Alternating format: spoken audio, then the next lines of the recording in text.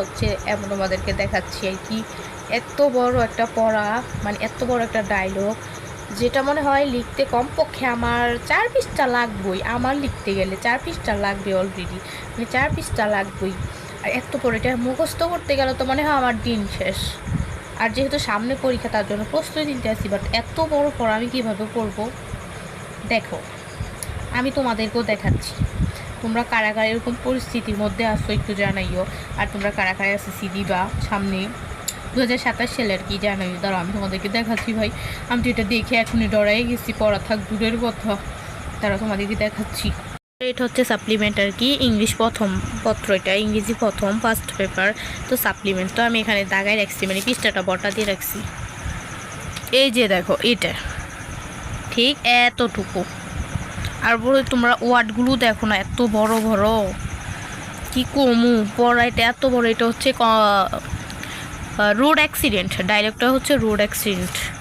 এই পড়াটাই যদি এত বড় হয়, আমি অন্য পড়াগুলো কীভাবে শিখবো? তাছাড়া আরও তো অনেক কিছু আছে যেগুলো আমি একটু মার্ক করে রাখছি, তোমাদেরকে দেখাচ্ছি। দাঁড়াও, এই যে দেখো, কোশ্চেন, মডেল কোশ্চেন সলভ করতে হবে, কবিতার পয়েমস, কবিতা থেকে জয়েন, মিটন, ওয়াজ, এইগুলা মানে এগুলা শেষ করতে হবে। আনসিন প্যাসেজ শেষ করতে হবে, সিন প্যাসেজ শেষ করতে হবে। মানি ভাই কি কমু এত পড়ালেখা। এই যে ডায়লগটার কি, এটা তো এটাই যদি এত বড় হয়, সবগুলো পড়তে পড়তে তো মনে হয় আমি বুড়ো হয়ে যাবো। এই যে দেখো কত বড়। আর ওয়ার্ডগুলো তোমরা দেখো। এরকম প্রবলেমের মধ্যে কারা আছে একটু জানাইও তো, আর কারা কারা এসএসসি দিবা। তাছাড়া তোমার সবচেয়ে বড় কথা হচ্ছে সেটা এইটা দেখো ভাই, কতগুলো পড়া। এইগুলা জাস্ট 1 মাস হয়েছে, বলছে সবগুলা মুখস্থ করতো, সবগুলো পড়ে রাখতো, এই অনুসারে নাকি পরীক্ষার প্রশ্ন হইব। দেখাচ্ছি, দেখো কি কমু ভাই। আর এগুলো এক গাদা গাদা পড়া, আমার তো অবস্থা খারাপ হয়ে গেছে। তো দেখছো গাইস কি একটা অবস্থা। আমার তো মাথাটা এখনই শেষ, মনে হচ্ছে মাথার মধ্যে যা আছে সব শেষ হয়ে যেতেছে। আর দেখো পড়ার চাপে আমার চুলের কি অবস্থা দেখো ভাই, চুলগুলো একেবারে উঠতেছে, কেমন আমার নিজের কাছে আনইজি হইতেছে। আর তোমরা অনেকে আমার হাতের লেখা দেখতে চাইছো, অনেক আপুরাই। তো তোমাদেরকে দেখাচ্ছি আমার হাতের লেখা কীরকম ভাই। আমার কোনো লেখা একেবারে বিশ্রী ভাই। তো তোমরা আবার অন্য কিছু মনে করো না, আমি তেমন ভালো লিখতে পারি, মানে আমার হাতের লেখা একটু বাজে আর কি। তো তোমাদেরকে দেখাচ্ছি, দাঁড়াও তাও দেখাচ্ছি। তোমরা যেহেতু আপাতত এই খাতাটাই নিলাম, গণিত খাতা নিচ্ছি। এখানে হচ্ছে বীজগণিত করছি আর কি, আমি সেটের অঙ্কগুলা করছি। এটা হচ্ছে আমার হাতের লেখা, দেখো ভাই আমার হাতের লেখা দেখো কেমন না। আসলে আমার হাতের লেখা একটু খারাপ আর কি, আমি ভালো মানে সুন্দর করে লিখতে পারি না, কেমন লাগে আমার লেখা এরকমই আর কি। যাই হোক, দেখছো, আশা করি বুঝতে পারছো, ব্যাপারটা ক্লিয়ার হয়েছে। আর এগুলো আমার স্যার অঙ্ক করাই দিছে, এগুলো আমার স্যারের হাতের লেখা, এগুলো আমার না। আবার ভাই বোন আমার হাতের লেখা, আবার এগুলো আমার লেখা। এই যে দেখো আমার হাতের লেখা, নাই। প্রত্যেকদিন আমি কতগুলো বই নিয়ে স্কুলে যাই আর গাইডগুলো নিয়ে যাই। আমার ব্যাগের মধ্যে কী কী আছে তোমাদেরকে সব পুরোটাই দেখাচ্ছি, দাঁড়াও। তোমরা তো ভাববা ভাই আমি নিজে বুঝি কতগুলো বই খাতা নিয়ে আমি স্কুলে যাই। এই দূরে, এই 2 কিলোমিটার দূরে হেঁটে হেঁটে যাই স্কুলে, দেখাচ্ছি তোমাদেরকে। বই খাতা কয়েকটা নিয়েছি, তো আরও আছে, দেখাচ্ছি তোমাদেরকে। এটা হচ্ছে আমার স্কুলের ব্যাগের, এটার মধ্যে আমার খাতা আর কি। একটা খাতা গুনতেছি, দাঁড়াও, 2টা 3টা, তোমরাও গোনো 4টা। এটা ওই পিসটা, এটা ধরলাম না।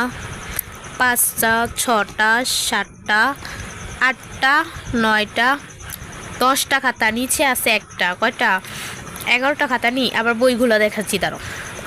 এই যে দেখো 1 2 3 4 5টা বই নিয়ে আরও আছে।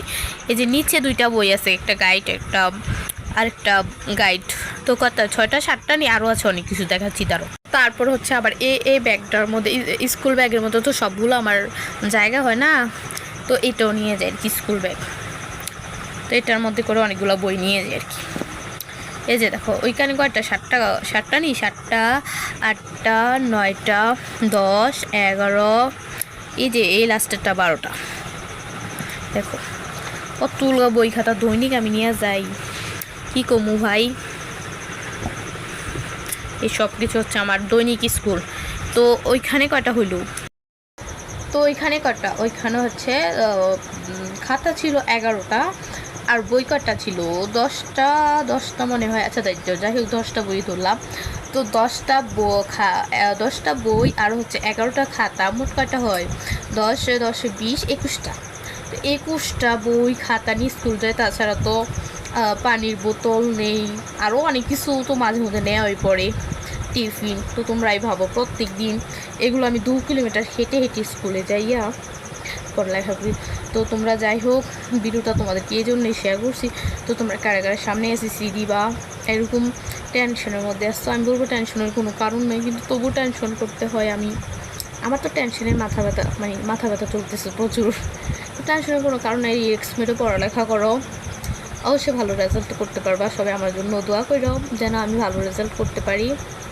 তো যাই হোক আজকে ভিডিওটা আর বড় করবো না, সবাই ভালো থেকো, সুস্থ থেকো, আল্লাহ হাফিজ।